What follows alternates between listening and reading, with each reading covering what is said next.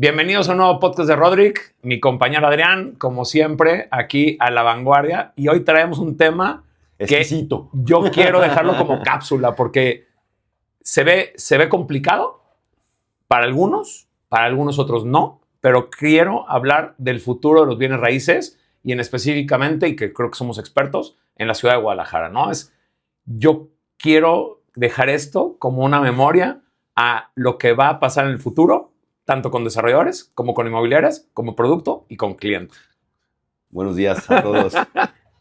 Bueno, ya se puso medio agresivo. Empecé emocionado. Se puso medio agresivo Rodrick ahorita. ¿Cómo estás, Joseph? Buenos días. Ya me voy. Aquí ya llego con el arma, con la espada desenvainada. Que es un tema que me emociona mucho. Hoy vamos a hablar de la proyección 2026. Creo que es un tema bastante importante. Hemos visto muchos movimientos en el sector. Hemos visto mucho enriquecimiento. ¿Esa madre? ¡Eso! ¿Cómo se llama? En desarrolladores, en pequeños constructores, la vivienda más escasa y lo más divertido de todo, el sobreapalancamiento que hay hoy en día, ¿no? Pues empecemos con diferentes puntos, ¿no? Y yo te voy a poner mis puntos y tú me dices si estás de acuerdo y tengo razón o no va a pasar, ¿no? ¿Qué pasó? Y yo quiero empezar un poquito con la historia. 2021 increíble, 2022 increíble, 2023 increíble, ¿no? Crecimiento, desarrollos por todos lados, ventas por todos lados, competencia sana hasta cierto punto. ¿Y qué pasa en el 2024, no? Siguen apareciendo desarrolladores emergentes, ¿no? Saludos. Empiezan a salir desarrolladores nuevos, ¿no? Claro. Gente que tiene ganas de meterse en el medio inmobiliario, que está bien. Empieza a haber mucha construcción. Empieza a haber una guerra de políticas de precios. No, guerra política todavía no tenemos. En este país no hay guerra política. Estamos bien tranquilos. Y empieza a haber una guerra, no tanto ya del precio, sino en políticas de pagos, ¿no? Ya el mercado dejó de ver ligeramente el precio, que sigue siendo un tema importante, pero en la política de pago, desarrolladores que empezaron a salir con 5% y 10% durante la obra, empezaron a facilitar mucho el tema de la compra, que se me hace chido y está bastante padre. Bien, ¿no? Claro. Se empieza a homologar todo eso en el medio, ¿no? Porque se empieza a competir sobre eso. Pues sí, eran pocos los que podían aguantar. Así es. Y ¿en qué empieza a pasar cuando la vivienda se encarece?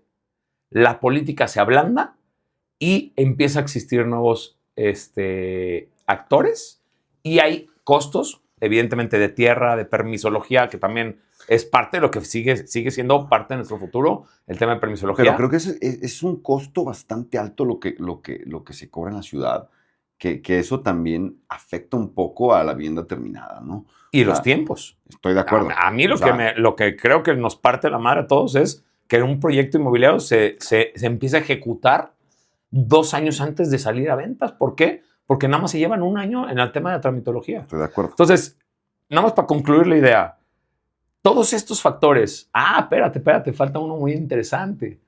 Y los bancos, que aunque no lo digan, están recortando los créditos puente, vigilando perfectamente a quién se lo dan. Por eso digo, hay cosas buenas y cosas malas. Todo muégano de situaciones, ¿no? Por eso digo que vengo en este podcast como muy emocionado. Está complicando tanto el tema que hay un montón de gente. Yo creo que 2026 va a ser apenas la puntita del iceberg. Yo lo estoy viendo más 2027, 2028 y probablemente 4 años más adelante de como estamos hoy, donde va a empezar a escasear la vivienda, ¿eh? No hay márgenes, no hay créditos, la gente no tiene experiencia queriendo entrar a este medio y las ventas complicadas para cuates que no tienen el capital y quieren meterse a la competencia con los grandotes dando 5 y 10% de enganches, ¿no? O sea, para adquirir una vivienda. Fíjate que yo me iría ahorita que dices 2021, yo me iría un poquito más para atrás, sobre todo en el tema vertical, porque cuando entró el boom en Guadalajara, el apalancamiento de los desarrolladores de vivienda vertical en Guadalajara era casi 100% de los clientes, ¿no? Entonces, apalancamiento estás hablando nomás para que luego se terminen de escuchar la gente que no entiende que es un apalancamiento. Es clientes que pagaban departamentos de contado y con enganches altos, con eso construían. Se construía y se le daba un precio preferencial. Hasta la fecha sigue haciendo, porque al final del día, el dinero que tú das en una preventa es dinero que se utiliza para la obra en estricta teoría. Claro. Bueno, sí es así. No en estricta teoría, así claro. es. No, pero entonces, si hablamos 2016, que creo que es donde empezó el boom más o menos de la vivienda vertical, 2015, claro. Los desarrolladores prácticamente construían con el dinero de los clientes, ¿no? Y empieza esta oferta a crecer, que volvemos a eso, y entonces ahora sí ya empieza muchos desarrolladores a empezar a buscar a los bancos porque ya no pueden construir con esta parte. Y atado a esto vienen influencers, gurús del medio inmobiliario que aparecen en todos lados y dicen, no, ¿cómo? Tú te puedes volver desarrollador inmobiliario, ¿sí? Tienes un amigo que tiene un terreno, tienes un amigo que es un arquitecto, tienes un amigo que sabe de construcción y tú no haces nada y ganas mucho dinero. Claro. Entonces, esto afecta y hace muchos desarrolladores, por eso quiero decir como desarrollos emergentes, porque no tenían esa experiencia en hacerlo. Y muchos de esos también la supieron hacer. O sea, claro, a base de golpes claro. pudieron y hoy son empresas muy importantes. Pero la oferta crece. Volvemos, como lo hemos dicho en varios. Exactamente, la competencia, la gente empieza a voltear a ver, el precio empieza a subir y entonces es cuando esto empieza a agarrar forma, ¿no? Y ahora sí, viene el tema de COVID, se viene un poquito abajo ¿cómo se llama? El medio. El medio, pero a finales del 2020 la gente salió a comprar, ¿no? Entonces... Sí, es el efecto liga que creemos, ¿no? Sucedió después del COVID. Y ahora, pum, pum, pum, pum, empezó a crecer y también... la ambición del mismo desarrollador, inmobiliaria, como lo quieras llamar, pequeño constructor, también creció. Y eso ha hecho que mucha gente empiece a pedir más y más para poder crecer, ¿no?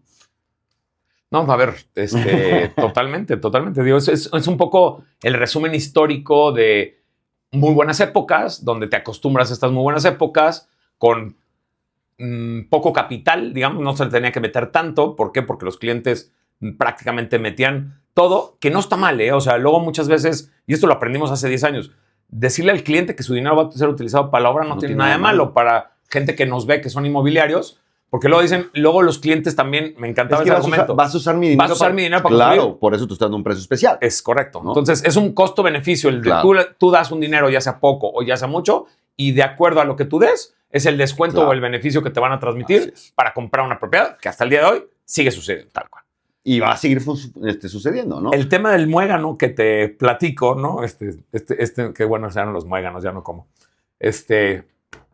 Okay. se me antojó. Muégano, ¿qué va a suceder, no? O sea, vemos y conocemos que los márgenes, lo estábamos platicando hace un rato, los márgenes del desarrollo han ido bajando. Gente que escuchamos de repente con proyectos utópicos, ¿no? No, es que lo voy a vender todo de contado y me voy a ganar 30, 40% en mi obra. ¡Qué miedo! O sea, qué miedo seguir escuchando eso, donde hoy en día los márgenes son del 16, del 18 proyectados, que quién sabe si terminen en eso, porque siguen saliendo muchas cosas, ¿no? Sí. Entonces, yo quiero darle orden a la complejidad de lo que viene en el futuro.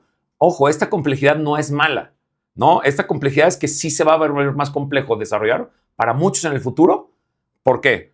Gobierno complicado, ¿no? O sea, esos facilitadores que creemos que tenemos, que fomentan el tema de una vivienda económica, una vivienda más asequible, o que se produzcan más empleos, el gobierno no está ayudando, la neta.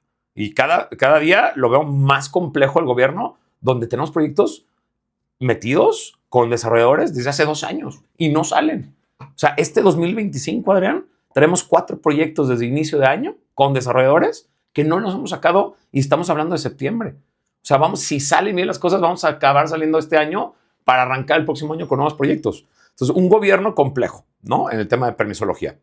La banca, más selectiva. No quiere decir que no están dando crédito. Conservadora, si lo quieres ver, ¿no? Pero tienen ya, decir, te presto siempre y cuando tengas experiencia, estés bien asesorado, tengas alianza a una inmobiliaria, quién es el constructor, quién eres tú, dame una garantía paralela, no nada más es el terreno, sino que quieren ya garantías personales. Históricos de tus finanzas, ¿no? Y no está fácil para muchos que estaban emergiendo hoy, tratar de salir a un mercado donde hay monstruos que tienen créditos, que tienen megaproyectos, que pueden dar el financiamiento en los enganches. Compite contra ellos, está súper complicado. Súper complicado. ¿Qué están haciendo? Sí, está bien. Hay una estrategia. Por eso digo, no siempre es malo el momento, sino que saber vivir el momento. Es constructores chicos, proyectos que puedan sacar adelante, y son proyectos que también se siguen vendiendo porque hay gente que no quiere vivir en megaproyectos.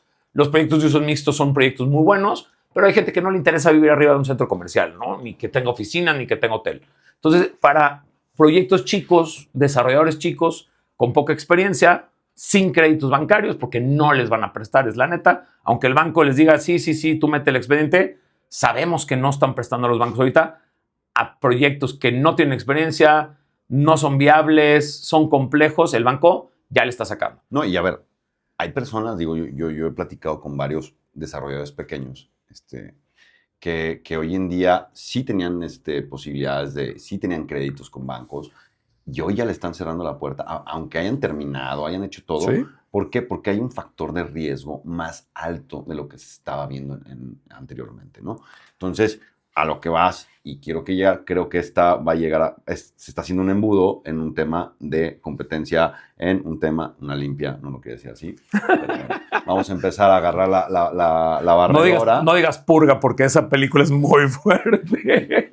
Pero es normal, ¿eh? Mira, acuérdate, nosotros, cuando estábamos en la vivienda, social, claro, ¿no? Vino esta limpia, si lo quieres ver, o este equilibrio de muchas empresas que pues, desaparecieron, ¿no? Y que eran mega corporativos enormes, donde yo me acuerdo en la empresa donde estaba, el 2% de la población en México vivía en una casa de esas. O sea, si lo magnificas es muchísimo, y desapareció. ¿Qué pasó? Pues bueno, cambió la forma de, ¿cómo se llama? Cambió el modelo del gobierno, y pues las capacidades que teníamos de tierra, ¡pum! Pongan los celulares en callado. Perdón. Silencio. No callado, ¿eh? Se escucha como en silencio. Ponlo en callado, güey. Eres una inmobiliaria que me está hablando a venderme algo. Una tierrita por ahí. Pero bueno, entonces a lo que quiero llegar es, cambia la política de vivienda, mucha tierra que tenían estos desarrolladores deja de funcionar porque ya no está muy lejos de la huella, y entonces truenan el sector, ¿no? Hoy creo que esa parte está empezando a cambiar, ¿no? ¿Por qué? Porque el desarrollador tampoco ya no quiere gastar en nada. O sea, ¿sí me explico? O sea, ya ni siquiera se preocupa por comprar su tierra. Sí, claro. Y ese es un tema que hoy se va a volver una garantía en esta proyección, donde si tú tengas ya parte, o sea, mínimo que tú seas dueño de la tierra. ¿Por qué? Porque hay muchos fideicomisos donde tú me aportas, pero en realidad no hay un riesgo claro para el sector, ¿no? Eso es lo que yo veo que, aparte, pues agarras un proyecto, es 1, 2, 3, 4, 5, 6 aportaciones, y le das la vuelta, y entonces los bancos ya están viendo que están creciendo demasiado las empresas y que ya su capacidad de crédito ya no les da. No, Tienes que ir cerrando ciclos. O como yo he dicho, este negocio te sale uno malo y te arranca. ¿Cuántos desarrolladores no conocemos que tienen desarrollos activos grandes hoy en día? Y uno malo que tengan, no importa en qué parte de la República, les empiezan a mermar cientos de millones de pesos, y con eso arrastran al resto de los proyectos. Pero digo, o sea, yo lo he visto en mis 20 años que tengo en esto, ¿sabes? Siempre ha sido como que la bolita, cuando empieza, el crecimiento siempre te genera cierto riesgo. Claro. Eso también es un tema que hay que entender, ¿no? O sea, crecer, pues necesitas apalancarte para crecer. No está mal. No puedes crecer así nada más. No sobreapalancarte. Exactamente, ¿no? Entonces, cuando tú traes, yo recuerdo en aquella empresa también traíamos un proyecto muy malo, ¿no? De más de 8,000 viviendas, y entonces los nuevos tenían que estar compensando. Solventando. Entonces ibas mermando tus nuevos proyectos, que aunque fueran 16,000 viviendas, fueran 32,000 viviendas, ibas mermando ese huequito de 8,000, ¿no? Estamos regresando a la época del con bisturí, empezar a hacer desarrollos donde realmente se requieran, tengas un precio correcto, no compres mal la tierra, tu margen. Y yo creo que ese es un poco, para mi punto de vista, no importa que si es una empresa grande o chica, yo creo los siguientes 3 o 4 años va a haber una desaparición de empresas desarrolladoras porque los márgenes ya no son el negocio que eran antes. O sea, con todo este encarecimiento, tiempos de retraso del gobierno, bajo apalancamiento en el producto de compra, pues tu margen va a ser del 10%. Estás trabajando para tener tu motor en la empresa, ¿sabes? O para mantener la empresa. Tal cual. Pero ya no es negocio. Entonces, ¿para quién se quiere meter a un negocio que no es negocio? Entonces pues van a empezar a voltear otra vez a otras cosas. Se vuelve un modelo de supervivencia, más que un tema de... Y creo que eso es a lo que pero quieres para llegar. algunos, para las empresas que tienen empresa. Pero si tú no tienes empresa y eres una persona que quiero empezar en el medio inmobiliario... Hazlo bien. No, pues más bien, ¿para qué te metes? O sea, déjale realmente... O sea, deja que truene y luego te metes. No. No hagas una empresa desarrolladora en una época donde los márgenes son tan bajos. Ese es el tema de lo que yo creo que van a desaparecer estas desarrolladoras. Estas desarrolladoras muy chiquitas, que cuando diga, a lo mejor, hay desarrolladores de 2 empleados. El dueño y 2 empleados. Y va a decir el dueño, oye, voy a poner en riesgo todo mi patrimonio para ganar menos del 10% en un margen, ya no es negocio. Que eso digo, y es como también se ha vuelto como una leyenda dentro del medio, ¿no? Que los doctores querían entrar a hacer porque tenían mucho dinero y querían darle y era muy fácil, ¿no? No es cierto, no es fácil hacer las cosas en el inmobiliario. Hay muchísimas vertientes donde te puedes equivocar y en verdad, como decías, o sea, cualquier cosa te puede llevar a todo, ¿no? A ver, tú nada más saca el número, que hemos platicado en varios podcasts de números. ¿Me meto un desarrollo, arriesgo todo mi patrimonio para ganar un 16%? ¿O compro departamentos a una desarrolladora importante donde realmente gano el 20 o el 30% de margen? Estoy de acuerdo. O sea, ya es mejor ser comprador de departamentos que construirlos. Definitivamente. Gana más el comprador que el desarrollador. ¿Sí seguro. Claro. Está cañón. Claro, pero esa parte viene viene de la mano de lo que estás diciendo. Con esta barridita, es correcto. Vamos a consolidar empresas que en realidad pueden quedarse mucho tiempo y se van a quedar mucho tiempo. Sí, claro. Entonces, esa parte... Y que sea por mantener la máquina y por mantener el prestigio y por mantener la empresa y por terminarse las reservas, porque también tienen reservas que pues no las van a perder, ¿no? Tienen que terminar de desarrollarlas. Bueno, que trabajamos con empresas institucionales grandes que nos dan ese prestigio de mantener una cantidad de vivienda. Mira, yo nada más otra vez como quiero resumir, porque si no, nos vamos a ir toda la mañana. No pasa nada, aquí tenemos todo el día. Vas a ver a números como los 8,000 departamentos que en teoría, ¿no? Porque nadie tiene el número exacto, hay en Guadalajara se consumen aproximadamente en preventa cerca de 8,000 unidades anuales. ¿Vale? Vas a ver en 3 años que volvamos a ver este podcast cómo esas 8,000 viviendas van a ir reduciéndose, no porque no haya gente que no la necesite, sino porque la escasez de producto viene en los próximos años. Yo creo que va a haber escasez de producto en los próximos años. Ojalá. Y a lo mejor en el momento de comprar es hoy. Pero porque mañana no va a haber. Y va a haber caro. Pero también traes el riesgo de lo que estamos hablando. Ojo. Porque dentro de esa oferta, quiero entender lo que me estás diciendo, esa oferta de 8,000 que hay hoy, si hoy llegara a empezar este tema que traes en proyección, pues muchos de esos 8,000 se van a quedar ahí. Sí, probablemente. ¿No? Entonces, si yo le metí a eso que se va a quedar ahí, pues ya perdí, güey. Muy probablemente. ¿No? Esa es mi teoría. No quiero, no es que se van a caer las ventas. No. Que lo dejemos el punto bien claro. Va a haber menos producto y por ende va a haber menos ventas. Estoy de acuerdo. Y por ende va a estar más caro. Sí. Todavía. Ese es el Guadalajara que yo veo en 3 o 4 años, donde ahorita es caro. 3 años va a estar carísimo porque no va a haber producto. Ahorita se encarece por el costo, no por la oferta, porque hay mucha oferta. Pero a ver, ojo, vamos viéndolo de una vertiente diferente.